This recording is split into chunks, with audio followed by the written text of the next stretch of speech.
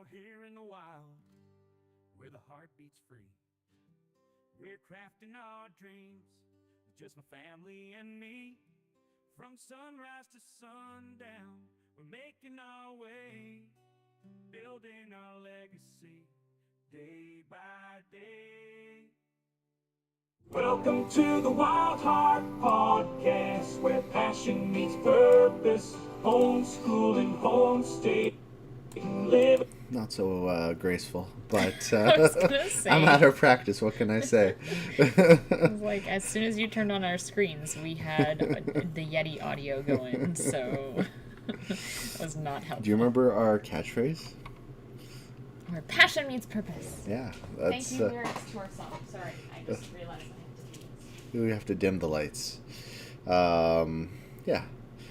So we're back. That's a big break that we just had. Lots of life happened. I'm gonna... Whee! You're good. No, I'm out of the frame. You sit too low. I slouch. So we're going through some restarting pains, I'll call them.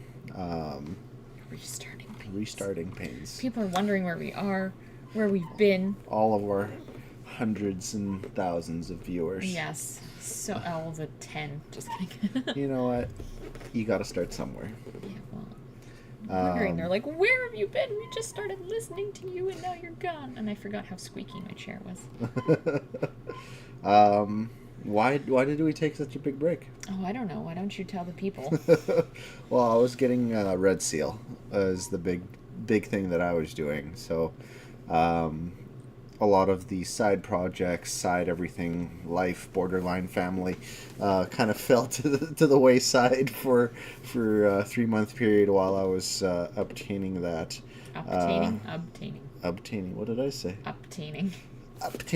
I was obtaining it.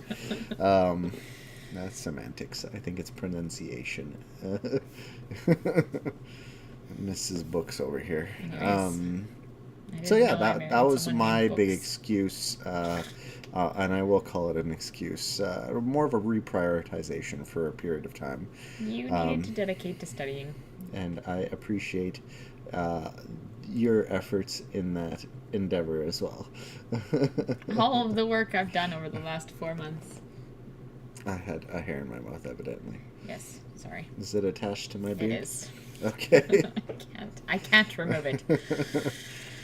Well, what have we been doing, I guess, generally? Like, what's the highlight of your week this week? I was going to say... Because, I mean, 3 months is a lot to catch up on. Yeah. Or we could just kind of go over the last week. It's just been more of the same homeschooling, co-op stuff. Well, you did a little presentation about the co-ops, how to do co-ops. We were asked to speak... myself and my partner in the co-op were asked to be a co-facilitators for table talks at the local homeschool association conference. Mm-hmm. So that was exciting. We did that. It was really good from what I hear. We had 3 tables to speak at, which was literally what all is it 3 like? of them. Maybe I'm not understanding. So like, I'm thinking like a Comic-Con where you have a lot of people sitting at the front table and like people pepper them with questions and they have mics. No. We had a table that you sit 8 at, and you had sessions. So the first session... Oh, so like it was like a lot more intimate. Yeah, so It's not an auditorium, it's like literally a table. Yeah, a table. Okay. Yeah, so we would have... Wow, imagine that! That's what I was... That's what good thing I asked. Anyways, but yeah, so we had, I guess it's a table that sat 8, minus us 2, that would have been 6. So we had 6 people sit in on the first one. Okay. It's kind of more of like an open forum. Like we kind of... How'd you do this? Yeah, it's kind of like we basically introduced ourselves and then went around the table and had everyone introduce themselves. And then kind of did a quick, like, why are you here? What are you interested in? Why are you here? Yeah. Who are you and why are you here? And then kind of go off that. And then we did that for the same one. Like this, Yeah, we yeah. did another one and then another one. So there's So 3 different different people, sessions, sets of yeah. people, I should say. Yeah. I was clearly thinking a lot more grand audience, No, and you have your adoring fans all in the Not quite. in episode 2. Was No. What did you really mean when you started a homeschool? Anyway, my inner nerd is kind of showing. So, I kind of want to go into like, what are our plans for the upcoming week? What do you think of that kind of question? I mean, it's a Wednesday. Well, like next, so I'm thinking like we need to get some seeds started. Is my thoughts? I feel like it is far too early. Yeah. We should start seeds 4 to 6 weeks. I was going to say months. 4 to 6 4 weeks. to 6 years before last frost. And I feel like last frost is usually May. Oh. Because we're up in I plant my the flowers Great before, White North. Every time I plant my flowers before Victoria Day, which is May 19th or something, some mid-May time, always get frost.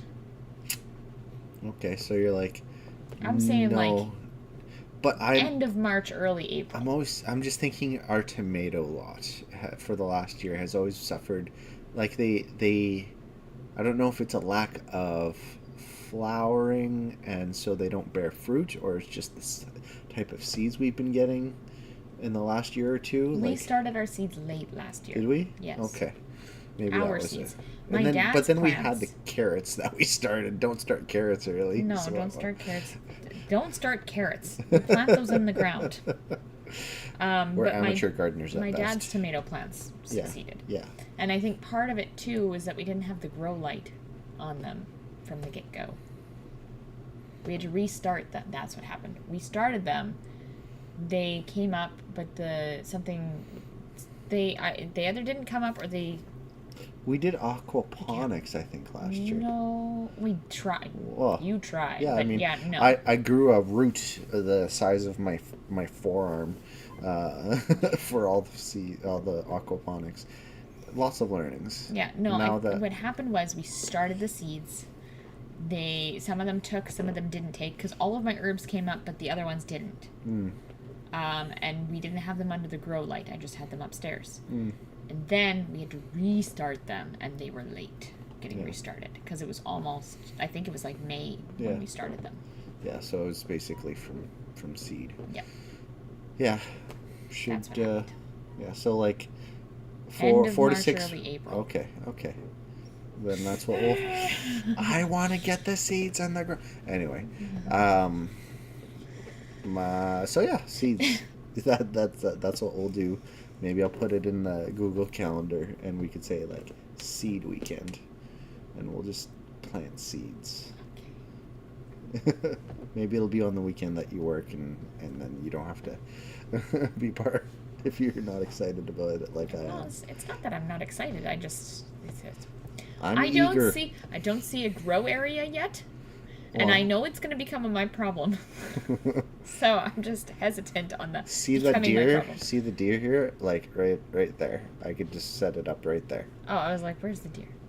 Yeah, I'll set it up right on that wall, like right there. I'll just like a few 2x4s and little lamps, little thing, water system, auto watering. Why not? Because we can. Anyway, that's some more projects that I'm going to be working on. Yeah, that are then going to become my problem. What does automatic sound like to you? Automatic is me. You are the automatic. I am the automation. That's how you're interpreting it. I'm trying to make your life easier by making it automatic. Giving me more responsibility. You have to observe. You have to observe the plants. Yeah, I'm gonna be the one who's like, okay, so do we need to? Oh, it's because you went like this. Yes, I just stuck my hands out and I came back. Stop refocusing the webcam. Quit it. Anyways, I'm highly distractible today. What are we talking about? It's a homeschool Did we idea. introduce ourselves? Hi, I'm Tony. Who are you? I don't know. I'm your wife, Erin. Okay. And we Wow. are the... Wildheart podcast. We're just... Wildheart? Yeah, the Wildheart people. We're the Wildheart people. We're yeah. the Wildhearts. We're only 11 minutes in, and we just introduced it. Fine. Growing pains. Regrowing pains. We're restarting the seeds of our podcast. Regrowing pains. I'm gonna call this episode B1. Season 2, episode 1. Season 2, episode 1. Also known as 21. What's our topic? Who's our topic? When's our topic? How about we're doing a little episode about the Feynman Technique. Yeah, learning like a genius. Richard Feynman. Richard Feynman. He was... Who was he? He was a physicist. He was actually known for... Well, I highlighted it, hoping that you would read it out. But it's okay. You just looked at me. It's okay. But nonetheless, he was a Nobel Prize-winning physicist. Yeah, he always, like, the thing that strikes me, the quote is, well, maybe not a quote, but the idea is that if you could explain something simply to, to a whatever 5-year-old, that's essentially an effective way of knowing that you've learned something. Mm-hmm. And I use that a lot in our own teaching our kids. Like anytime, whether I'm prompting AI to help with it, or if I'm just thinking of something, how can I teach it to my 5-year-old? Convenient. And like it even goes so far as to break something simple like hanging a picture frame, like we did last weekend. Just breaking down the steps. What's the first step? Next, and just breaking down. We had all the tools that we would need, and then we would break down 1, 2, 3, 4, 5. These are the steps that you need to do to get a finished product, and being able to explain it throughout that process to her was very just me working on the Feynman technique, essentially. Mm-hmm. And I realized I kind of naturally adopt that his perspective. Yeah. He kind of his big thing was it's not about memorization, it's about a deeper understanding, which basically is what's I believe called now the Feynman technique. Mm-hmm. So just to clarify, Feynman was a famous famous for his work in quantum mechanics.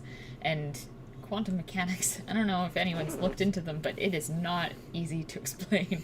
I have no concept of what that means, but I feel like he would be able to explain it so simply.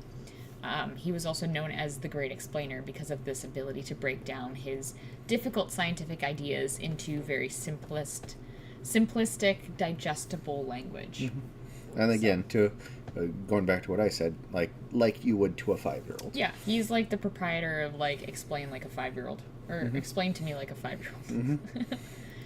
Mm-hmm. What kind of teaching style would you say he had? He kind of, like you said, he believed that if you couldn't explain something simply, you didn't fully understand it. You didn't fully grasp the concept of it. And he used a lot of analogies and visual thinking to make things a little bit more clear. Yeah. And so it kind of breaks down into a 4-step method to understanding something deeply. So step 1, we'll just kind of go through the steps first, and then we'll kind of break down with an analogy how you would achieve that. So step 1. That step.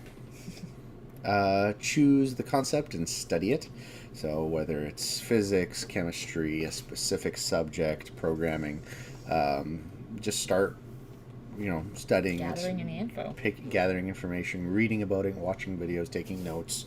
Taking notes is a whole other thing. I fell into a very deep rabbit hole about note-taking and different techniques for that. I'd like to do that on a different episode because I want to deep dive into it. So basically what we're doing is we're going to just regurgitate how you learned. No, well, I had this idea while I was in school side note, I really want to become a student of learning. and in that, being a student of how to learn, being able to making sure that you have the most effective or variety of ways for different people to learn. Because even just today, like there was a podcast I was listening to about how they have different personality styles.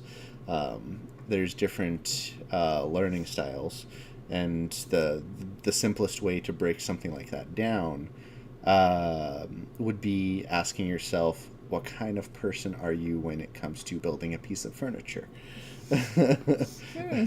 There's person A, whether, do you open the box, make sure you have all the items all the parts, do you catalog them and then start looking through the instruction manual?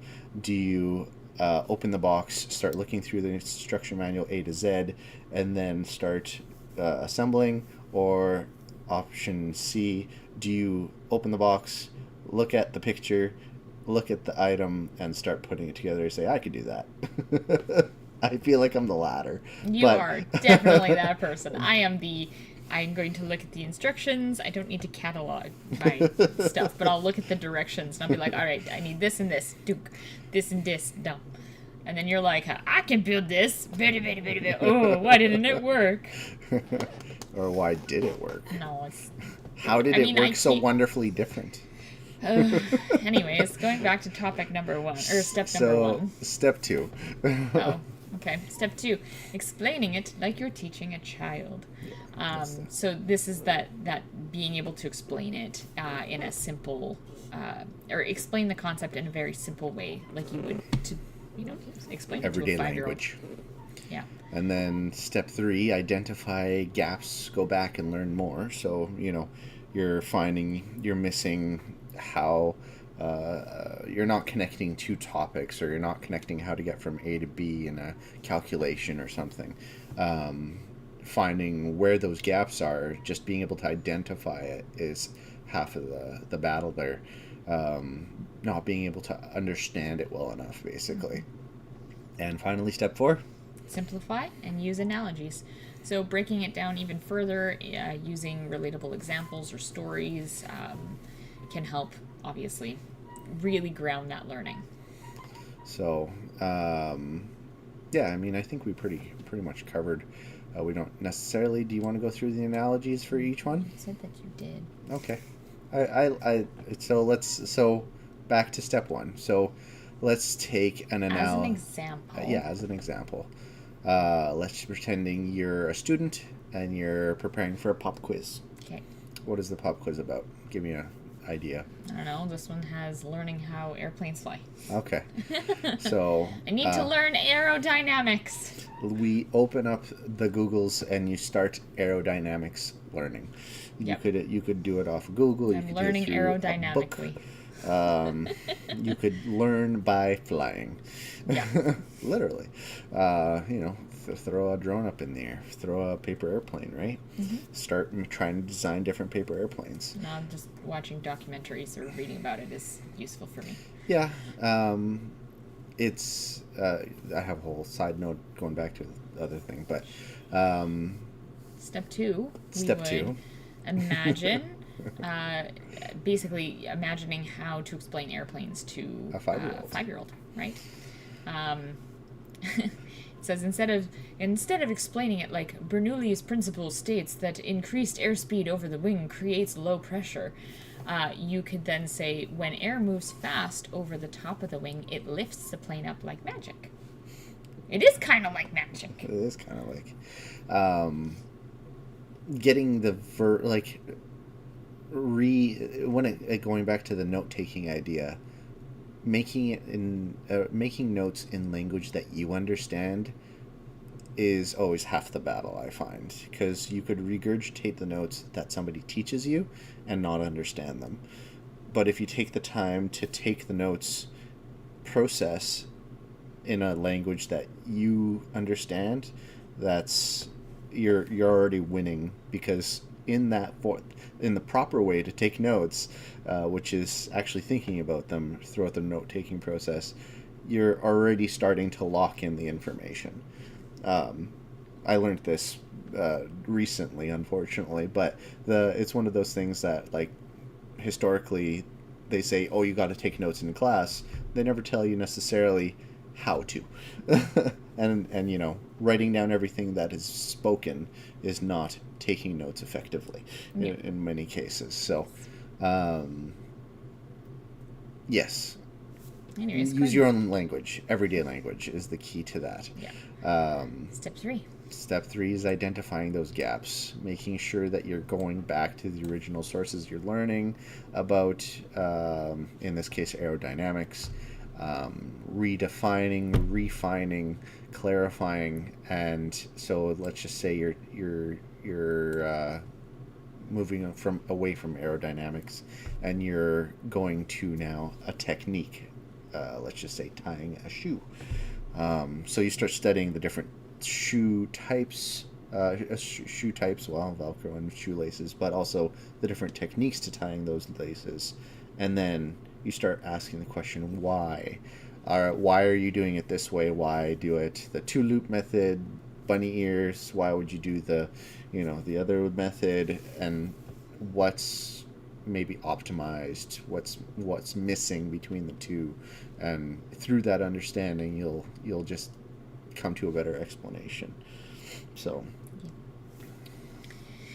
And then step 4, simplify and using analogies. So for this example, say we're explaining computers to a child. And the instead binary process, of course. Yes. Children need to know that right now. So instead of saying something like a CPU processes binary data at high speeds, you can say a computer is like a super fast mailman delivering tiny letters, like data, to the right places. So they take the information and they distribute it. Yeah. I love that. Yeah, that was one of the things I had to learn is binary. How to try. We're having flashbacks to school. Let's move on.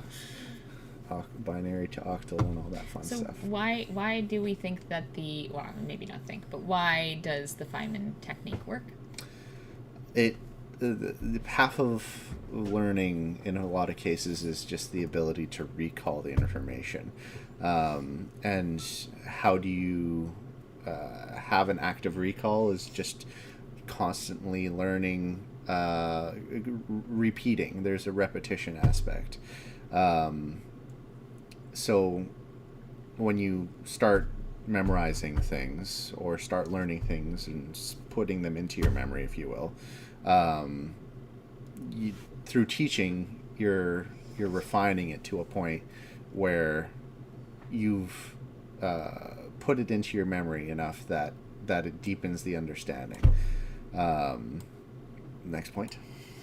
It spotlights gaps in knowledge. So if you're struggling to explain it simply, it shows that you need to learn more, because you may not be able to fully grasp the concept to be able to explain it simply. Yeah, and so through the Feynman technique, you're also encouraged to process a little deeper.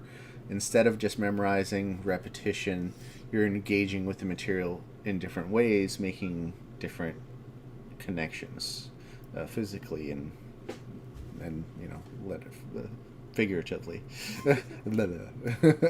Yeah, it also reinforces long-term retention, because obviously the more we can explain something on repeat, and the more simply we can explain that thing, the stronger those neural pathways, those little channels in our brains that connect different parts of our brains, they become.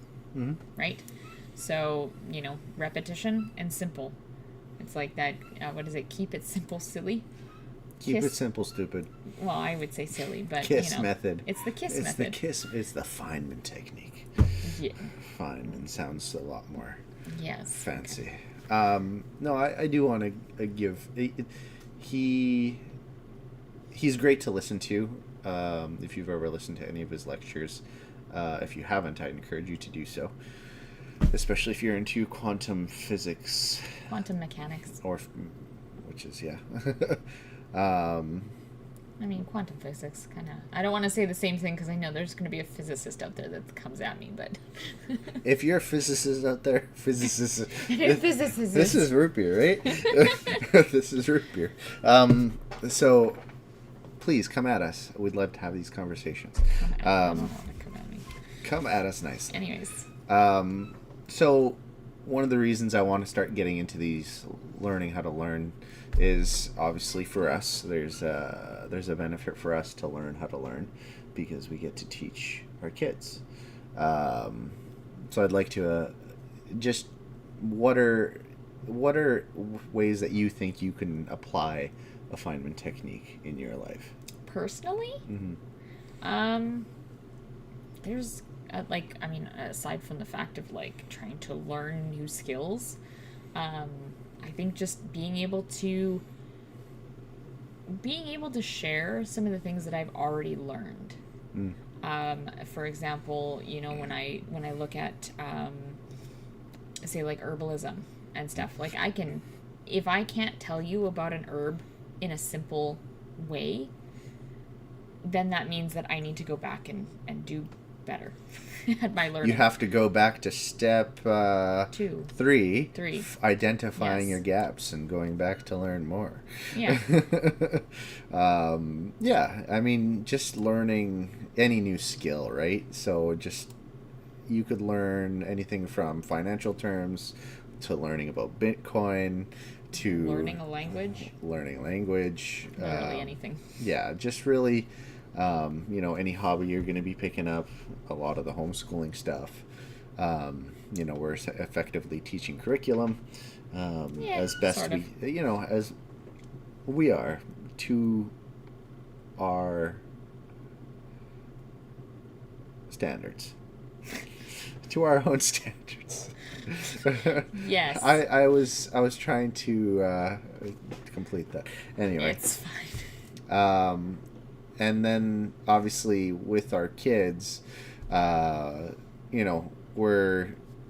teaching them how to learn as well through this, and that's kind of the ultimate goal is developing kids that can think for themselves, learn to learn, and be self-starting, self-motivated to learn. And I think one of the biggest ways to do that is to teach them how to learn. So just having a technique like this in our bag of tricks is, I think, just whether teaching directly or teaching through our teaching is going to be a huge asset. Yeah. So I think one of the ways we could instill this in our kids is start by guiding them to teach us about something that they've learned. So, today's homeschooling activity was related to maps. What are ask them to teach us something. How does the map work? What are the cardinal directions Tell on me the about map? the directions. And then that'll reinforce their knowledge by repetition and also expose gaps if they're not remembering the never eat soggy wieners, or what was the other one? That was soggy waffles. Waffles. That's for the PG version, I guess. People don't like saying wieners. I guess I don't know. I just thought that was funny. And then using the play-based learning, making sure that it's always fun. I find that that's a little bit more like curiosity, right?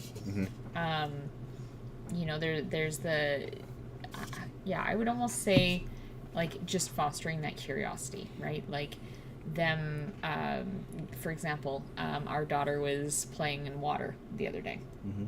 And playing in water, like I gave her it was a cauldron of water. Oh, that's why that was in the sink. And then there was pom-poms. She wanted to play with the pom-poms. And that's so why those were in the sink. Yeah, that's why those are sitting on the dryer. Or by the dryer. And now I didn't really make it a lesson. I just allowed her to explore the concept of like pouring water and like scooping the pom-poms out of the water with different tools. And like she had the strainer and like the little pots and pans that we had. And now she's just exploring. But we could have built that into a little bit of like a play-based lesson on water tension. Why do things get wet? Buoyancy. I was going to say, does a sinker float?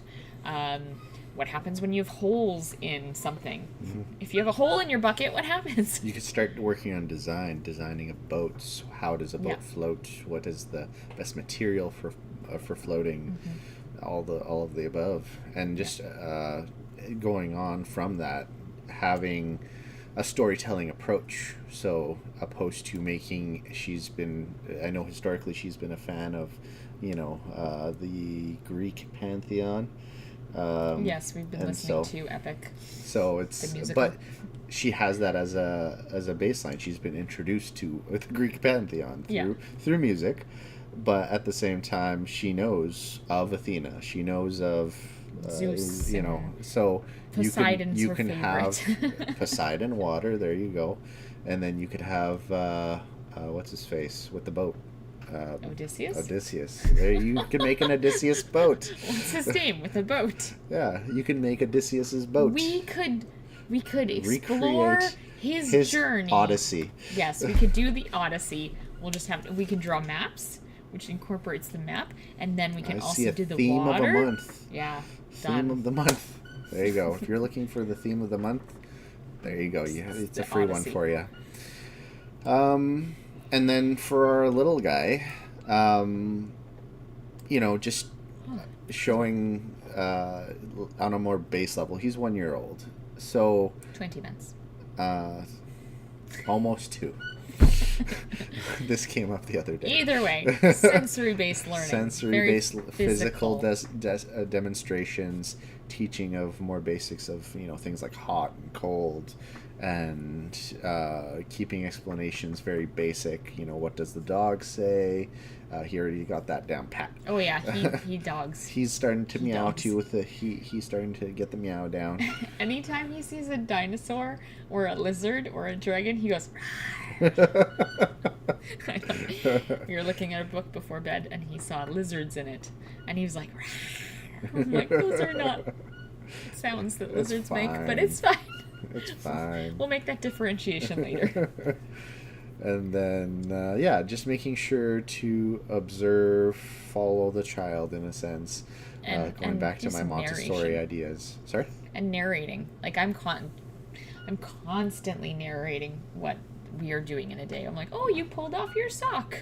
Oh, you're eating your toes, things like that. Yeah, no, I acknowledge that. That's what I do in a day. I don't realize that I was, playing into the Feynman technique, but yeah. You are Feynmaning. I am Feynmaning. That sounds awful. Either way, how to practice in your daily life. How would you practice? You could teach what you learn. Yep. So if you watched a video, read an article, explain it. Explain it. Our daughter's very interested in what we're doing right now. Hit or miss, but for the most part, if you're doing something, she wants to be part of it. Yep. I've also noticed that if I'm not practicing the Feynman technique, she will tell me, Mama, I don't want to hear this anymore. And you've talked way over her grade level. You could have a journal. Yep. And that could be, and that doesn't necessarily have to be writing. For a 5-year-old, it could be drawing. Or she really likes making videos. Yeah, she essentially does podcasts. She sometimes, no, she does voice clips to her friends. Just on her. Yeah, on her. She has a little camera that we've given her. It only does camera things, and it has a selfie mode too, right? Mm-hmm. That's how she does all her videos. So, and she's essentially turning it into a game, right? So, that's how to practice in a few ways how to practice in everyday life. Mm-hmm. What are your final takeaways, would you say? Well, I think the biggest thing, and this is one thing that I really, really like about just learning in general, like the way that we've kind of styled our homeschooling, is that learning isn't about memorizing. It's really about like that understanding and like really understanding what you're trying to learn. Mm-hmm. If you can't explain it simply, you really don't know it. Yep. You haven't interpreted it You're just if you're just regurgitating something you memorized, you haven't learned it well enough to be able to translate it into your own words, essentially. And then teaching, even to yourself, or in our case, we have kids. If I can't teach my kids how to hang a picture frame, I haven't learned it well enough. I would hope you'd be able to do that. If you want to see that, check out the video from a day ago or 2 days ago. Yeah. And I think like one thing too is that the Feynman technique, it works for everyone, or it should work for everyone. Yeah. Going back to the whole, like, some people assemble furniture by just doing it, some people have to read it. There's Feynman technique methods for both. You just have to make sure you're understanding which the learning method you gravitate towards. If you're reading the instruction manual, if you're cataloging everything, or if you're just doing it. Well, and I think too, like it's I would add to that the Feynman technique should work for all things that you're learning too, right? Whether it's physics, all the way down to something simple like how to tie your shoes. So. Yeah. Anyways. What is what?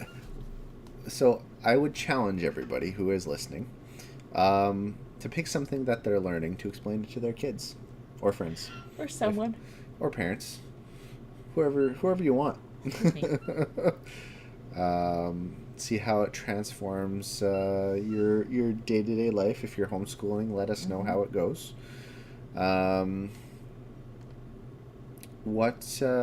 Any final thoughts? No, it's this looks good. When do we do this podcast? Every Wednesday. 2 weeks at a time. Yeah, sorry. So yeah, homeschool is we every can do it Wednesday. every Wednesday. No, I can't commit. We could even bounce that if it's we can. Well, either way, our goal is to do it every Wednesday, every second Wednesday. Every second Wednesday. And so 2 weeks from now, interested in learning how to homeschool, and we're very big on homeschooling right now.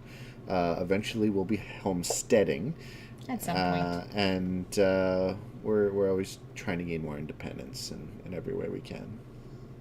So, if you like what you're listening to, tune in 2 weeks from now, or just on a daily basis. I always try to throw up a video. You post videos all the time. Well, what we're doing. Try to anyway. So thanks for tuning in. Toodaloo. Maybe that's Toodaloo. where that came in from. I'm Tony. Oh, I just about was. Okay, yeah. I'm defaulting to your old way. Oh. Anyways. My other YouTube channels. Yes. I'm Erin. Thanks for tuning in. See you guys next time. Bye.